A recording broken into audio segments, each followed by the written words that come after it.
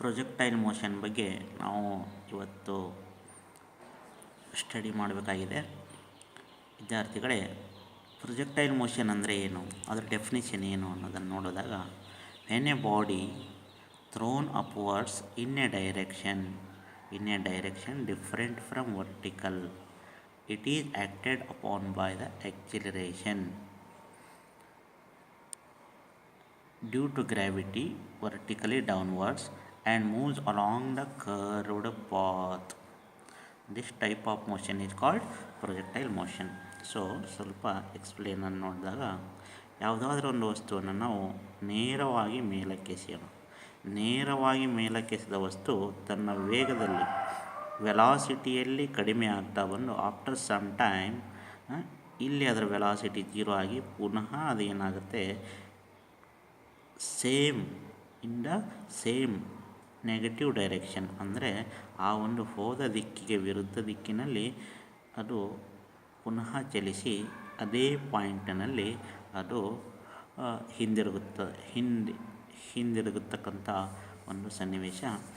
ಈಗ ಇದೇ ಒಂದು ಪಾರ್ಟಿಕಲ್ ಅಥವಾ ಒಂದು ಬಾಡಿಯನ್ನು ನಾವು, ಒಂದು ವಸ್ತುವನ್ನು different from vertical, this is the vertical direction, this direction is different from vertical ಅಂದಾಗ ವಸ್ತು, ಆ ಒಂದು body, it moves along a curved path. After some time it will reaches the ground or hits the ground at some point in the along the x axis. ಇದನ್ನು x ಅಥವಾ ಇದನ್ನು Y ಅಂತ ಕರೆದ್ರೆ ಆ ಎಕ್ಸ್ ಅಕ್ಷದಕ್ಕೆ ಅದು ಹಿಂತಿರುಗುತ್ತೆ. ಇಲ್ಲಿ ಇನ್ನೊಂದು ವಿಚಾರ ನೆನಪಿಟ್ಕೊಳ್ಳೋಣ. ನಾವು ಮ್ಯಾಥಮೆಟಿಕಲ್ಲಿ ಈಗ ಪ್ರೊಜೆಕ್ಟೈಲ್ ಮೋಷನನ್ನು ಸ್ಟಡಿ ಮಾಡಿದಾಗ ಒಂದು ಮುಖ್ಯವಾದ ವಿಷಯಗಳನ್ನು ನಾವು ತಿಳ್ಕೋಬೇಕಾಗಿದೆ. ಯಾವುದಾದ್ರೂ ಒಂದು ವಸ್ತುವನ್ನು ನಾವು ಸಮ್ ಇನಿಷಿಯಲ್ ವೆಲಾಸಿಟಿ ಯು ಅಂದರೆ 4 metre per second, 5 metre per second, ಯಾವುದಾದ್ರೂ ಒಂದು ವೇಗದಿಂದ, ನಾವು ಕಡಿಮೆ ವೇಗದಿಂದ ಆದರೂ ಎಸಿಬಹುದು, ಹೆಚ್ಚು ವೇಗದಿಂದ ಆದರೂ ಎಸಿಬಹುದು. ಇನಿಷಿಯಲ್ ವೆಲಾಸಿಟಿ ಯು ಅನ್ನು ನಾನು ಕೊಟ್ಟಿದ್ದೇನೆ. and this body will cover a curved path and after some time it will hits the ground. ಇದು ಗ್ರೌಂಡನ್ನು ಹಿಟ್ ಮಾಡುತ್ತೆ. ಸೊ ನೆನ್ಪಿಟ್ಕೊಳ್ಳಿ, ಈ ಒಂದು ವಸ್ತುವನ್ನು ನಾನು ಡಿಫರೆಂಟ್ ಫ್ರಮ್ ವರ್ಟಿಕಲ್ ಡೈರೆಕ್ಷನ್ಗಿಂತ ಡಿಫರೆಂಟ್ ಡೈರೆಕ್ಷನ್ನಲ್ಲಿ ನಾನು ಎಸೆದಿದ್ದೇನೆ. ಆಗ acted upon by the G, continuous ಆಗಿ ಇದ್ರ ಮೇಲೆ G, acceleration due to gravity act ಮಾಡುತ್ತೆ. ಆ್ಯಕ್ಟ್ ಮಾಡೋದ್ರ ಜೊತೆಗೆ ಇನ್ನೊಂದು ಮುಖ್ಯವಾದ ವಿಷಯ, ಈ ಒಂದು ವಸ್ತು ಕೇವಲ ವಾಯ್ ಡೈರೆಕ್ಷನ್ನಲ್ಲಿ ಹೋಗಿ ಪುನಃ ವಾಯ್ ಡೈರೆಕ್ಷನ್ನಲ್ಲಿ ವಾಪಸ್ ಬಂದಿದೆ. ಅಂದರೆ ನಾವು ನೇರವಾಗಿ ಎಸೆದ್ರೆ ಕೇವಲ ವಾಯ್ ಆಕ್ಸಿಸ್ ಮೂಲಕ ಹೋಗಿ ಪುನಃ ವಾಯ್ ಆಕ್ಸಿಸ್ ಮೂಲಕ ಬರುತ್ತೆ. ಇಲ್ಲಿ ಎಕ್ಸ್ ಆಕ್ಸಿಸ್ಸು ಅಪ್ಲೈ ಆಗಲ್ಲ. ಅದೇ ವಸ್ತುವನ್ನು ನಾವು some angle different from the ವರ್ಟಿಕಲ್ಗೆ ಡಿಫ್ರೆಂಟಾಗಿ ಎಸೆದಾಗ ಇದು ಮೇಲಕ್ಕೂ ಕೂಡ ಹೋಗುತ್ತೆ. ಅಂದರೆ ಇಟ್ ರೀಚಸ್ ಸಮ್ ಹೈಟ್ ಅಂದರೆ y axis and it covers some distance, ಅಂದರೆ ಎಕ್ಸ್ ಆಕ್ಸಿಸ್ ಕೂಡ ಕವರ್ ಆಗಿದೆ, ವಾಯ್ ಆಕ್ಸಿಸ್ ಕೂಡ ಕವರ್ ಆಗಿದೆ. ಸೊ ಈ ಒಂದು ವಸ್ತುವಿನ ಚಲನೆಯನ್ನು ನಾವು along x axis u x, along y axis u y ಅಂತ ನಾವು ಒಂದು ವೆಲಾಸಿಟಿಗಳಾಗಿ ಸ್ಪ್ಲಿಟ್ ಮಾಡಬೇಕಾಗುತ್ತೆ. ಇನ್ನೊಂದು ಗಮನಾರ್ಹವಾದ ವಿಷಯ ಅಂದರೆ, ನೆನಪಿಟ್ಕೊಳ್ಳಿ, ಇಲ್ಲಿ ಎಕ್ಸ್ ಆಕ್ಸಿಸಿನ ಇನಿಷಿಯಲ್ ವೆಲಾಸಿಟಿ ಏನು ಕೊಟ್ಟಿದೆಯೋ ಅದೇ ವೆಲಾಸಿಟಿಯೊಂದಿಗೆ ಥ್ರೋ ಔಟ್ ದ ಮೋಷನ್, ಸಂಪೂರ್ಣ ಮೋಷನನ್ನು ಸೇಮ್ ವೆಲಾಸಿಟಿಯೊಂದಿಗೆ ಅದು ಕವರ್ ಮಾಡುತ್ತೆ. ಇದು ಬಹಳ ಮುಖ್ಯವಾದ ವಿಷಯ. ಆದರೆ velocity along the y axis goes on decreases and it will 0 at this point and again increases and hits the ground. ನೆನಪಿಟ್ಕೊಳ್ಳಿ, ಇಲ್ಲಿ 2 ಮೀಟರ್ ಪರ್ ಸೆಕೆಂಡ್ ಇದ್ದರೆ ಅಲಾಂಗ್ ಎಕ್ಸ್ ಆಕ್ಸಿಸ್ ಅದು 2 ಮೀಟರ್ ಪರ್ ಸೆಕೆಂಡೇ ಇರುತ್ತೆ. ಅದರ ಅಲಾಂಗ್ ವಾಯ್ ಆಕ್ಸಿಸ್ ಇಲ್ಲಿ 2 metre per second ಇತ್ತು ಅಂದರೆ ಇಲ್ಲಿ 1 metre per second ಇರುತ್ತೆ. ವಾಯ್ ಆಕ್ಸಿಸ್ಗುಂಟ ವೆಲಾಸಿಟಿ ಕಡಿಮೆ ಆಗಿರುತ್ತೆ, ಇಲ್ಲಿ ಇನ್ನೂ ಕಡಿಮೆ ಆಗುತ್ತೆ. ಇಲ್ಲಿ along x axis velocity same ಇರುತ್ತೆ, ಆದರೆ ಅಲಾಂಗ್ ವೈ ಎಕ್ಸಿಸ್ ವೆಲಾಸಿಟಿ ಕಡಿಮೆ ಆಗುತ್ತೆ. ಇಲ್ಲಿ ಓನ್ಲಿ ಅಲಾಂಗ್ ಎಕ್ಸ್ ಎಕ್ಸಿಸ್ ಇದೆ, ವೆಲಾಸಿಟಿ ಅಲಾಂಗ್ ವೈ ಎಕ್ಸಿಸ್ 0 ಇದೆ. ಅಗೇನ್ ಇಲ್ಲಿ ನೋಡಿದಾಗ velocity along y axis is in the downward direction ಸ್ವಲ್ಪ ಇದೆ. ಇಲ್ಲಿ ಬರ್ತಾ ಬರ್ತಾ ಮತ್ತೆ ಈ ವೆಲಾಸಿಟಿ ಇನ್ಕ್ರೀಸ್ ಆಗ್ತಾ ಇರುತ್ತೆ. ಅಂದರೆ after some time it will hits the ground. So ನಾವು ಒಂದು ಪ್ರೊಜೆಕ್ಟೈಲನ್ನು ಸಮ್ ಎಂಗಲ್ ಟೀಟಾದೊಂದಿಗೆ ನಾವು ಪ್ರೊಜೆಕ್ಟ್ ಮಾಡಿದ್ದೇವೆ. ಈಗ ಅದರ ಒಂದು ಪಾತ್ ಅಥವಾ ಒಂದು ದಾರಿಯ ಬಗ್ಗೆ ನಾವು ತಿಳಿದುಕೊಳ್ಳೋಣ. Path of the projectile.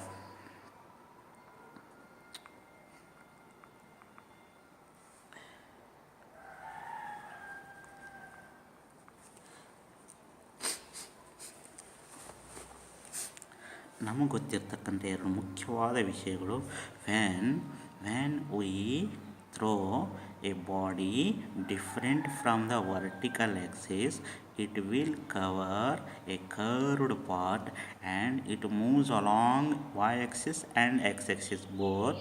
And main important point is velocity.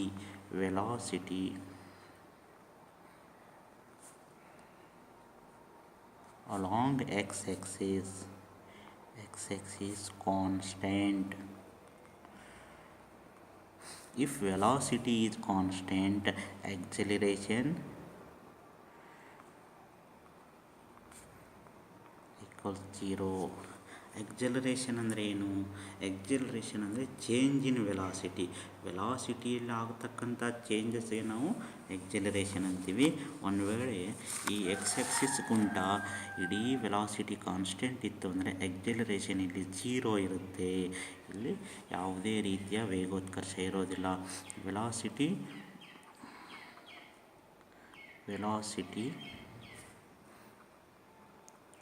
along y-axis changes.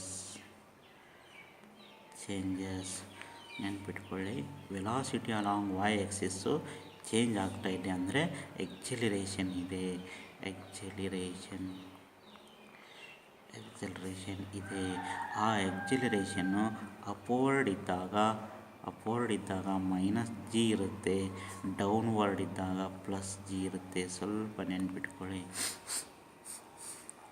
ವಸ್ತುವನ್ನು ನಾವು ಮೇಲಕ್ಕೆಸೆದಂತಹ ವಸ್ತುವಿನ ಎಲ್ಲ ಚಲನೆಗಳು, ಆ ಎಲ್ಲ ವೆಲಾಸಿಟಿಗಳು ಆ ಒಂದು ಎಕ್ಸಲರೇಷನ್ ಡ್ಯೂ ಟು ಗ್ರಾವಿಟಿ ಅಂಡರ್ನಲ್ಲಿ ಬರುತ್ತೆ. ಚೇಂಜ್ ಇನ್ ವೆಲಾಸಿಟಿ, ಆ ಒಂದು ವಸ್ತುವಿನ ವೆಲಾಸಿಟಿಯಲ್ಲಿ ಆಗ್ತಕ್ಕಂಥ ಬದಲಾವಣೆ ಡ್ಯೂ ಟು ಗ್ರಾವಿಟಿ. ವಸ್ತುವನ್ನು ಮೇಲಕ್ಕೆ ಎಸೆದಾಗ ಅದರ ಒಂದು ವೆಲಾಸಿಟಿ ಕಡಿಮೆ ಆಗ್ತಾ ಹೋಗಿ after some time it will 0. ಇಲ್ಲಿ ವೆಲಾಸಿಟಿ ಅಲಾಂಗ್ ವೈ ಎಕ್ಸಿಸ್ 0 ಇದೆ. Again when it moves to next position, velocity along y-axis increases but in a downward ಡೈರೆಕ್ಷನಲ್ಲಿ ವೇಗ ಹೆಚ್ಚಾಗ್ತಾ ಬರುತ್ತೆ. ಅಂದರೆ ನೀವು ಯಾವುದಾದ್ರೂ ಒಂದು ವಸ್ತುವನ್ನು ಮೇಲಕ್ಕೆಸೆದಾಗ ಇಲ್ಲಿ ಅದರ ವೇಗ ಹೆಚ್ಚಿರುತ್ತೆ, ಇಲ್ಲಿ ಅದರ ವೇಗ ಭಾಳ ಕಡಿಮೆ ಇರುತ್ತೆ. ಅಗೇನ್ ಅದು ವಾಪಸ್ ಕೆಳಗೆ ಬರುವಾಗ ಇಲ್ಲಿ ಅದರ ವೇಗ ಕಡಿಮೆ ಇರುತ್ತೆ, ಇಲ್ಲಿ ಗ್ರೌಂಡಿಗೆ ಹೊಡೆಯುವಾಗ ಅದರ ವೇಗ ಹೆಚ್ಚಾಗಿರುತ್ತೆ.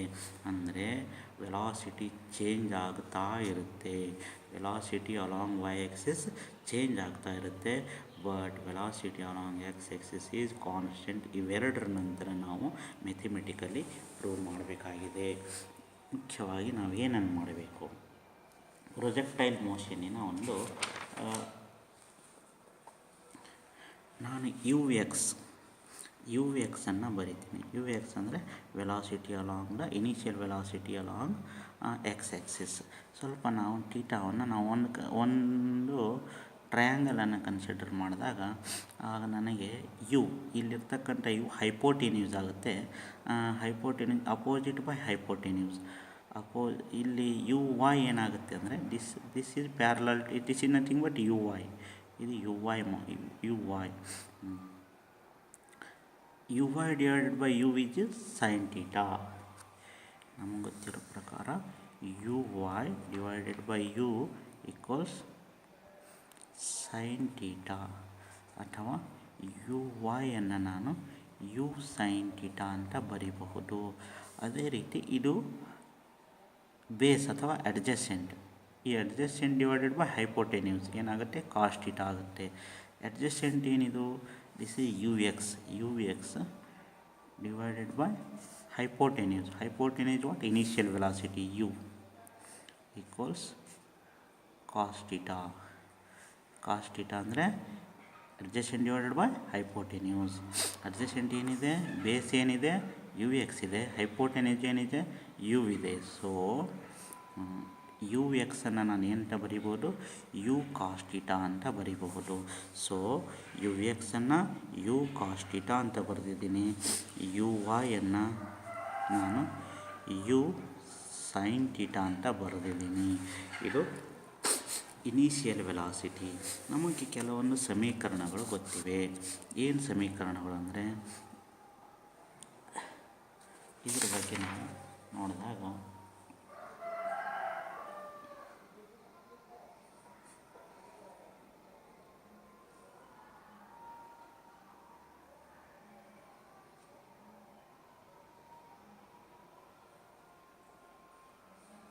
ಈಗ ನಾವು ಇನ್ನೊಂದು ವಿಷಯವನ್ನು ನೋಡಿದಾಗ ಡಿಸ್ಪ್ಲೇಸ್ಮೆಂಟ್, ಹಾರಿಜಾಂಟಲ್ ಡಿಸ್ಪ್ಲೇಸ್ಮೆಂಟನ್ನು ನಾನು ಹೇಳ್ತೀನಿ. ಹಾರಿಜಾಂಟಲ್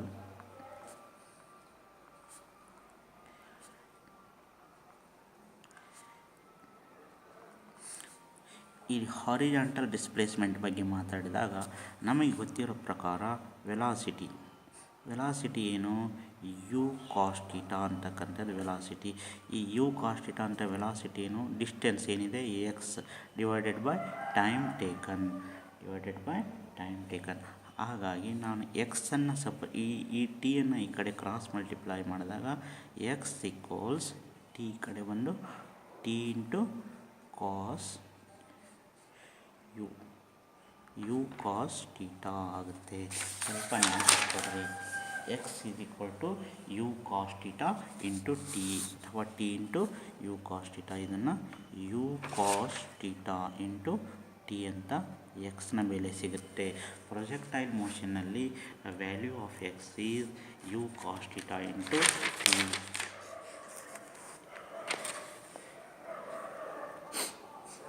ಈಗ ನಮಗೆ ಇನ್ನೊಂದು ವಿಷಯ ಗೊತ್ತಿದೆ, s equals u t plus half a t square ಅಂತಕ್ಕಂಥದ್ದು ಒಂದು ಸಮೀಕರಣ. This is the equation of a motion.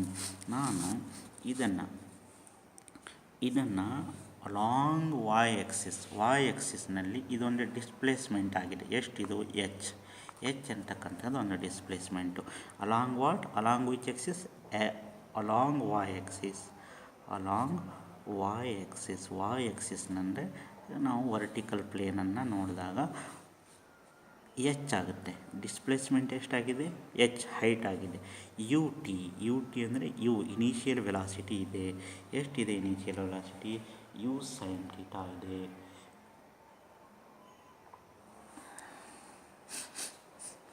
You sine theta ಇದೆ, ಯು ಆಯಿತು ಇಂಟು ಟಿ ಬರಿಬೇಕಾಗಿದೆ, ಟಿ. ಈಗ ಹಾಫ್ ಎ ಟಿ ಸ್ಕ್ವೇರ್ ಸ್ವಲ್ಪ ನೋಡಿದಾಗ ನಾವು ಈ ಒಂದು ಡಿಸ್ಪ್ಲೇಸ್ಮೆಂಟ್ ಆಗಿರಬೇಕಾದ್ರೆ ಅದರ ಒಂದು ವೆಲಾಸಿಟಿಯಲ್ಲಿ ಡಿಕ್ರೀಸ್ ಆಗ್ತಾ ಹೋಗಿದೆ. ಡಿಕ್ರೀಸ್ ಅಂದರೆ ಅದು ಮೇಲಕ್ಕೆ ಹೋಗಿದೆ. ಮೇಲಕ್ಕೆ ಹೋಗುವಾಗ ನಾವು ಜಿಯನ್ನು ಮೈನಸ್ ಜಿ ಆಗಿ ತಗೊಳ್ತೀವಿ. ಸೊ ಇಲ್ಲಿ ಎ ಅಪ್ಲೈ ಆಗೋದಿಲ್ಲ. ಯಾವ ವಸ್ತುಗಳು ಮೇಲಕ್ಕೆ ಚಲಿಸುತ್ತವೋ, ಮೇಲಕ್ಕೆ ಮತ್ತು ಕೆಳಗೆ ಚಲಿಸುವಾಗ ಎ ಬದಲಾಗಿ ನಾವು ಜಿಯನ್ನು ತಗೊಳ್ತೀವಿ. ಇಲ್ಲಿ ಪ್ಲಸ್ ಬದಲಾಗಿ ಮೈನಸನ್ನು ತಗೊಳ್ಳೋ ಉದ್ದೇಶ, ವಸ್ತು ಮೇಲಕ್ಕೆ ಹೋಗುವಾಗ ಅದರ ಒಂದು ವೇಗ ಕಡಿಮೆ ಆಗ್ತಾ ಹೋಗೋದ್ರಿಂದ ನಾವು ಮೈನಸನ್ನು ತಗೊಳ್ತೀವಿ. ಮೈನಸ್ ಹಾಫ್ ಎ ಬದಲಾಗಿ ಜಿ ಟಿ ಸ್ಕ್ವೇರ್. ನೆನಪಿಟ್ಕೊಳ್ಳಿ, ಎಚ್ನ ಬೆಲೆ u sine theta t minus half g t square.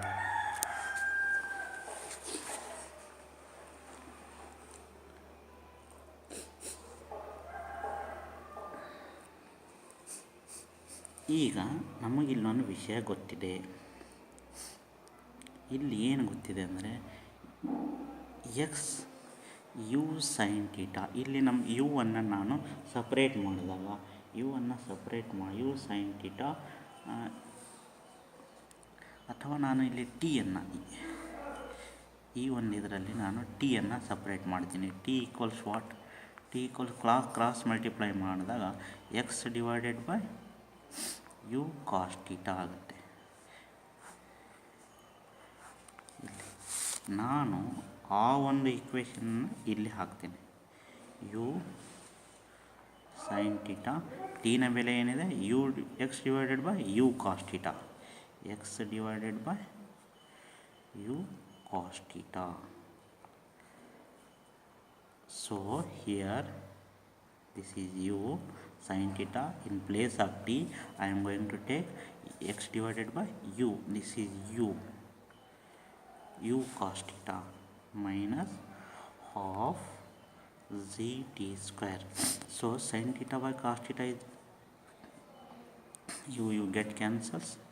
Sin theta by cos theta, tan theta into x, tan theta into x minus half zt square, ಈಗ ನಾನು ಇಲ್ಲಿ t square ಬದಲಾಗಿ again I am going to substitute this. ಇದನ್ನು again ನಾನು substitute ಮಾಡ್ತೀನಿ. ಇಲ್ಲಿ minus half T square ಬದಲಾಗಿ ನಾನೇನು ಬರಿತೀನಿ ಅಂದರೆ x square divided by u square cos square theta ಬರೀತೀನಿ. ಯಾಕಂದರೆ ಇಲ್ಲಿ ಟಿನ ಬೆಲೆ x by u cos theta ಆದರೆ ಟಿ ಸ್ಕ್ವೇರ್ನ ಬೆಲೆ x square divided by u square cos square theta ಆಗುತ್ತೆ. ಸೊ ಈ ಟಿ ಸ್ಕ್ವೇರ್ ಬದಲಾಗಿ ನಾನು x square by u square cos square theta ಬರೆದಿದ್ದೇನೆ. ದಿಸ್ ಈಸ್ ವಾಟ್ ಎಚ್, ಅಥವಾ ಇದನ್ನು ನಾನು ವಾಯ್ ಅಂತ ಬರಿತೀನಿ, ವಾಯ್. ಸೊ ಇಲ್ಲಿ ಎಕ್ಸ್ ಸ್ಕ್ವೇರ್ ಇದೆ ಅಂದರೆ ಕ್ವಾಡ್ರೆಟಿಕ್ ಇನ್ ಎಕ್ಸ್ ಇದೆ, ಲೀನಿಯರ್ ಇನ್ ವಾಯ್ ಇದೆ. ಯಾವ ಇಕ್ವೇಷನಲ್ಲಿ ಎಕ್ಸ್ ಅಕ್ಷ ಕ್ವಾಡ್ರೆಟಿಕ್ ಆಗಿದ್ದು ವಾಯ್ ಲೀನಿಯರ್ ಆಗುತ್ತೋ ಅಂತಹ ಒಂದು ಇಕ್ವೇಷನನ್ನು ನಾವು ಪ್ಯಾರಾಬೋಲಾ ರೀತಿಯಲ್ಲಿ ನಾವು ನೋಡ್ತೇವೆ. This is a graph of parabola, either this or this. ಈ ಒಂದು ರೀತಿಯ ಪ್ಯಾರಾಬೋಲಾಗಳು ಇರುತ್ತೆ. ಈ ಒಂದು ಸಪೋಸ್ ಇಲ್ಲಿ ಆ ಒಂದು ಪ್ಯಾರಾಬೋಲಾದ ಒಂದು ಮಾದರಿ ಯಾವ ಥರ ಇದೆ ಅಂದರೆ ಈ ರೀತಿಯ ಪ್ಯಾರಾಬೋಲಾ ಇದೆ. So this is a equation of parabola. The path covered by the projectile is parabola. Parabolic ಪಾತನ್ನು ಅದು ಕವರ್ ಮಾಡುತ್ತೆ ಅನ್ನೋದನ್ನು ನಾವು ಇದು quadratic in x, linear in y ಇದನ್ನು ನೋಡಿದಾಗ ಅದು ಡೌನ್ವರ್ಡ್ ಆಗಿದೆ. ಪ್ಯಾರಾಬೋಲಾ ಡೌನ್ವರ್ಡ್ ಆಗಿದೆ. ಪ್ಯಾರಾಬೋಲಿಕ್ ಒಂದು ಪಾತನ್ನು ಹೊಂದಿರತಕ್ಕಂಥದ್ದು ನಮ್ಮ ಗಮನಕ್ಕೆ ಬರುತ್ತೆ.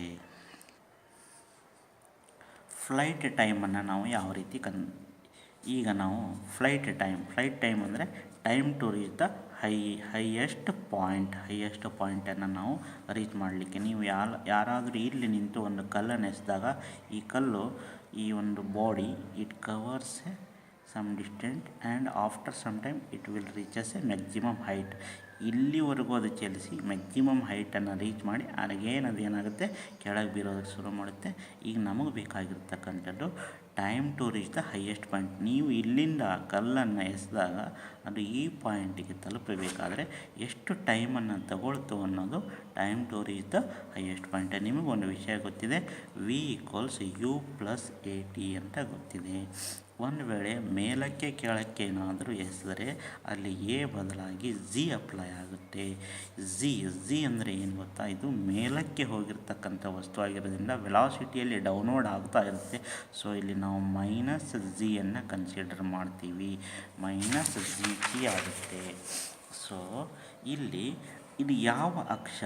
This is Y Axis. ನಾನು ಒಂದು ಮಾತನ್ನು ಹೇಳಿದ್ದೇನೆ, ಇದು ಮೇಲೆ ಹೋಗತಕ್ಕಂಥ ವಿಷಯಗಳೆಲ್ಲವೂ ನಾವು ಕನ್ಸಿಡರ್ ಮಾಡ್ತಕ್ಕಂಥದ್ದು ಅಗೇನ್ ವಾಯ್ ಆಕ್ಸಿಸ್ನಲ್ಲಿ ಇನಿಷಿಯಲ್ ವೆಲಾಸಿಟಿ ಏನಿರುತ್ತೆ, ಯು ಸೈನ್ ಟೀಟಾ ಇರುತ್ತೆ. ಎಕ್ಸ್ ಆಕ್ಸಿಸ್ನಲ್ಲಿ ಆದರೆ ಯು ಕಾಸ್ ಟೀಟಾ ಇರ್ತಿತ್ತು, ವಾಯ್ ಆಕ್ಸಿಸ್ನಲ್ಲಿ ಯು ಸೈನ್ ಟೀಟಾ ಇರುತ್ತೆ. ಅಂದರೆ ಇಲ್ಲಿ ಆಮೇಲೆ ಫೈನಲ್ ವೆಲಾಸಿಟಿ ಇಲ್ಲಿ ವಸ್ತು ಇಲ್ಲಿಂದ ಶುರುವಾಯಿತು, ಅದಕ್ಕೆ some initial velocity u sine theta ಇದೆ, ಆದರೆ ಫೈನಲ್ ವೆಲಾಸಿಟಿ ಏನಿದೆ, ದಿಸ್ ಈಸ್ ಝೀರೋ ಇದೆ. ಸೊ ಫೈನಲ್ ವೆಲಾಸಿಟಿ ಝೀರೋ ಇದೆ, ಅಂದರೆ zero equals u sine theta minus g t. This is minus, ಇದು ಕೂಡಿದೆ ಮೈನಸ್ ಜಿ ಟಿ. ಈಗ ಏನಾಯಿತು ಅಂದರೆ ಸಿ ಟಿ ಇದು ರೈಟ್ ಹ್ಯಾಂಡ್ ಸೈಡಿಗೆ ತೆಗೆದಾಗ ಈ g t equals u sine theta ಆಯಿತು. ಟಿ ಈಕ್ವಲ್ಸ್ ಏನಾಯಿತು, t equals u sine theta divided by Zee ಆಯಿತು. ಸೊ ನೆನಪಿಟ್ಕೊಳ್ಳಿ, ನೀವು ಯಾವುದಾದ್ರೂ ಒಂದು ಕಲ್ಲನ್ನು ಎಸೆದಾಗ ಆ ಕಲ್ಲು ಹೈಯೆಸ್ಟ್ ಪಾಯಿಂಟಿಗೆ ತಲುಪಬೇಕಾದರೆ ನೀವು ಯಾವ ಇನಿಷಿಯಲ್ ವೆಲಾಸಿಟಿಯನ್ನು ಕೊಟ್ಟಿದ್ದೀರೋ, 2 ಮೀಟರ್ ಪರ್ ಸೆಕೆಂಡ್ ಕೊಟ್ಟಿರ್ಬೋದು, 5 ಮೀಟರ್ ಪರ್ ಸೆಕೆಂಡ್, ನೀವು ಎಷ್ಟು ವೇಗವಾಗಿ ಎಸ್ತೀರಿ ಅನ್ನೋದ್ರ ಮೇಲೆ ಡಿಪೆಂಡು. ಆಮೇಲೆ ಯಾವ ಆ್ಯಂಗಲ್ನಲ್ಲಿ ಎಸ್ತಿದ್ದೀರಿ ಅಂತಕ್ಕಂಥದ್ದು ಇಂಪಾರ್ಟೆಂಟ್ ಆಗುತ್ತೆ. ಇದನ್ನು ನೀವು ಅಂದರೆ ಜಿ ಈಕ್ವಲ್ಸ್ 9.8 ಕಾನ್ಸ್ಟೆಂಟ್ ಇರುತ್ತೆ. ಎರಡು ವಿಷಯಗಳ ಮೇಲೆ ಅದು ಅಪ್ಲೈ ಆಗುತ್ತೆ. ನೀವು ಹೆಚ್ಚು ವೇಗವಾಗಿ ಎಸಿದ್ರೆ ಅದು ಹೆಚ್ಚು ಹೈಯೆಸ್ಟ್ ಪಾಯಿಂಟನ್ನು ತಲುಪುತ್ತೆ. ನೀವು ಎಂಗಲ್ ಏನಾದರೂ 45 ಡಿಗ್ರಿಯಲ್ಲಿ ಎಸೆದ್ರೆ ಅದು ಹೈಯೆಸ್ಟ್ ಪಾಯಿಂಟನ್ನು ತಲುಪುತ್ತೆ. ಅದು ನೀವು ಮುಂದೆ ಸ್ಟಡಿ ಮಾಡ್ತೀರಿ. ಸದ್ಯಕ್ಕೆ ನಿಮ್ಗೆ ಬೇಕಾಗಿರ್ತಕ್ಕಂಥದ್ದು ಟೈಮ್. ಈಗ total time of flight,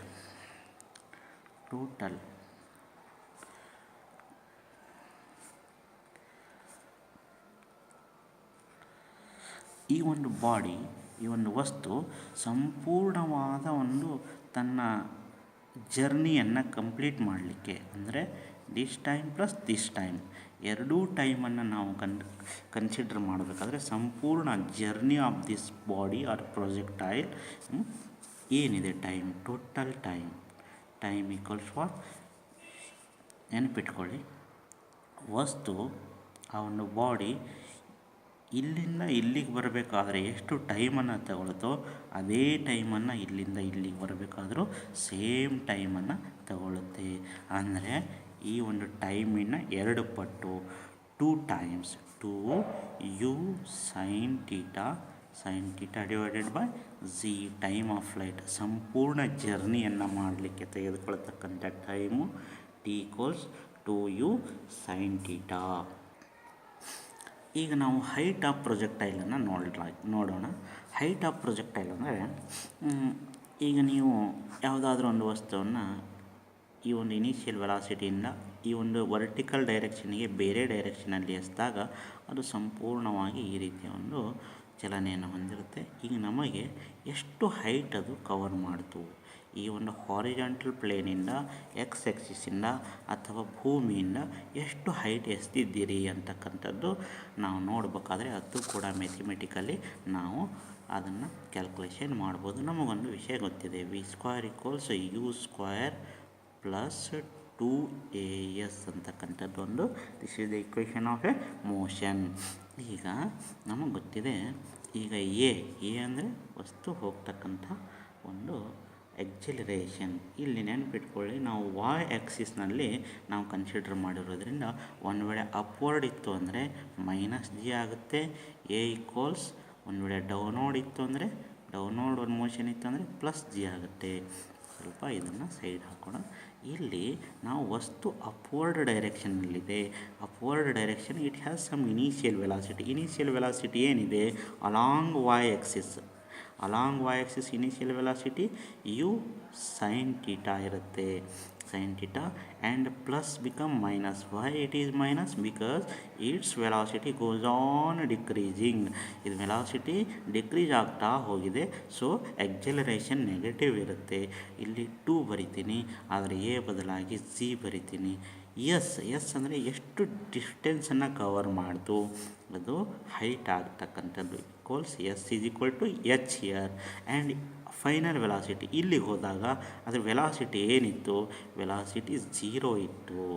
so ಈಗ ದಿಸ್ ಪಾರ್ಟನ್ನು ನಾನು ರೈಟ್ ಹ್ಯಾಂಡ್ ಸೈಡ್ ತೆಗೆದಾಗ 2zh and minus becomes plus u sine theta ಆಗುತ್ತೆ. ಸೊ ನನಗೀಗ ಎಚ್ ಮಾತ್ರ ಬೇಕು. H equals u sine theta divided by 2z. So this is the, ಸ್ವಲ್ಪ ನೆನ್ಪಿಟ್ಕೊಳ್ಳಿ, ಇಲ್ಲಿ ಯು ಸ್ಕ್ವೇರ್ ಇದೆ. So u square sine square theta ಆಗಬೇಕು. ಸೊ ಇಲ್ಲಿ ಕೂಡ u square sine square theta ಆಗಬೇಕು. U square sine square theta, ಯಾಕಂದರೆ this is not u plus a t, this is v square equals u square plus 2as. So ಇಲ್ಲಿ ಪ್ರತಿಯೊಂದು square ಆಗಿದ್ದರಿಂದ h is equal to u square sine square theta divided by 2z. ನಮಗೆ ನೆನಪಿಟ್ಕೊಳ್ಳಿ, ಯಾವುದಾದ್ರೂ ಒಂದು ವಸ್ತುವನ್ನು ನೀವು ಎಸಿಬೇಕಾದ್ರೆ ಮೇಲಕ್ಕೆ ಎಸೆದಾಗ ಅದು ಮುಖ್ಯವಾಗಿ ಎರಡು ಒಂದು ಪ್ಯಾರಾಮೀಟರ್ಗಳ ಮೇಲೆ ಡಿಪೆಂಡ್ ಆಗುತ್ತೆ. ನೀವು ಎಷ್ಟು ಇನಿಷಿಯಲ್ ವೆಲಾಸಿಟಿಯೊಂದಿಗೆ ವಸ್ತುವನ್ನು ಎಸ್ತಿದ್ದೀರಿ, ಎಷ್ಟು ವೇಗವಾಗಿ ಪ್ರಾರಂಭಿಕ ವೇಗದಿಂದ ಎಸ್ತಿದ್ದೀರಿ. ಹೆಚ್ಚು ವೇಗವಾಗಿ ಎಸ್ತಿದ್ರೆ ಅದು ಹೆಚ್ಚು ಹೈಟ್ ಹೋಗುತ್ತೆ. ಆಮೇಲೆ ಟೀಟಾ, ಆ ಒಂದು ಆ್ಯಂಗಲ್, ಯಾವ ಆ್ಯಂಗಲ್ನಲ್ಲಿ ಎಸ್ತಿದ್ದೀರಿ. ನೀವು ಒಂದು ವೇಳೆ ಈ ರೀತಿ ಎಸಿದ್ರೆ ಈ ಇದು ಸೈನ್ 0 ಆಗಿಬಿಡುತ್ತೆ. 0 ಅಂದರೆ ಇಲ್ಲಿ ಹೈಟೇ ಹೋಗಲ್ಲ, ನೇರವಾಗಿ ಹಿಂಗೋಗಿ ಹಿಂಗೆ ಕೆಳಗೆ ಬಿದ್ದುಬಿಡುತ್ತೆ. ನೀವು 90 ಡಿಗ್ರಿಯಲ್ಲಿ ಎಸಿದ್ರೆ ಸೈನ್ 90 = 1 ಆಗುತ್ತೆ. 1 ನೇರವಾಗಿ ಹೈಟ್ ಹೋಗ್ತಕ್ಕಂಥದ್ದು. ಅಂದರೆ ಈ ಒಂದು ಯಾವ ಆ್ಯಂಗಲ್ನಲ್ಲಿ ಎಸ್ತಿದ್ರಿ, ಎಷ್ಟು ಇನಿಷಿಯಲ್ ವೆಲಾಸಿಟಿಯೊಂದಿಗೆ ಎಸ್ತೀರಿ ಅನ್ನೋದ್ರ ಮೇಲೆ ಆ ಒಂದು ಹೈಟು ಡಿಪೆಂಡ್ ಆಗುತ್ತೆ. ನೆನಪಿಟ್ಕೊಳ್ಳಿ, ಮ್ಯಾಕ್ಸಿಮಮ್ ಹೈಟ್ ಏನಾದರೂ ರೀಚ್ ಆಗಬೇಕು ಅಂದರೆ ಆ ಒಂದು ಆ್ಯಂಗಲ್ಲು 45 ಡಿಗ್ರಿ ಇರಬೇಕು ಅನ್ನೋದು ಮುಂದೆ ನಿಮಗೆ ಅರ್ಥ ಆಗುತ್ತೆ. ಸೊ ಇಷ್ಟನ್ನು ನೀವು ನೆನಪಿ